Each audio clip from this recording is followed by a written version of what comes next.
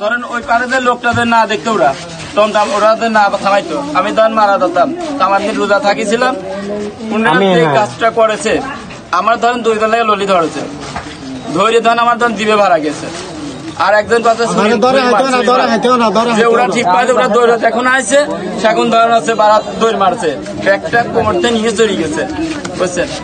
আমি ধরেন চিঠিতে 2টা লুঙ্গি বিক্রি করছি ওই কলাতলির এই সাইডে, বুঝছেন। ওরা 2টা লুঙ্গি বিক্রি করে ওই জমা আসে তখন আমার ধরেছে, বুঝছেন। যদি ওরা যে না থাকতো, ওরা যে না আসতো ওই টাইমে, তাহলে তখন আমি নিজ্ঞান মারা যেতাম। আর আমার এই মহাজনটাও আমার খুঁজে পাইতো না। ভাগ্য ভালো যে আল্লাহর একটা এমন রহমত, আমার ফোনটা ছিল কোমরে, মানে বেল্টের বাইরে ছিল, যে ব্যাগের বাইরে ছিল, ব্যাগের বাইরে ছিল। যদি ব্যাগের ইসে থাকতো দেখা যাচ্ছে কি আমার মজা বলতো কি একটু টাকা যেটা হয়েছে, কিন্তু এটা যদি এরা না দেখতো তাহলে ধরেন আমি নিজ্ঞাত মার না। মহিলারা বলছে ঠিক আছে, এটা আপনি ইফতার করেন, আমাদের এলাকাবাসী আছে, সমস্যা নাই। আপনি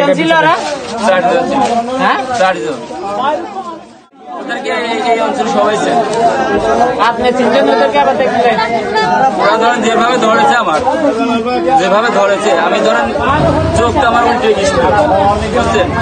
ওদের একজনের কাটা মানে 4জন 4দিকটা আমারই করেছে।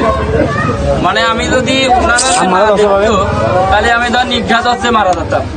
আচ্ছা, ওই ছেলেগুলোর সামনে আনলে দেখতে চিনবা তো, একজন হইলে তো চিনবা, চিনবো। আরো হেনকার লোক মানে ধরেন আরে আমরা তো চিনছি, তুমি কি তোমার সামনে আনলে তুমি চিনবা?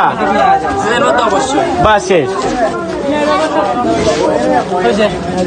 মানে নিয়েই দৌড় মারছে।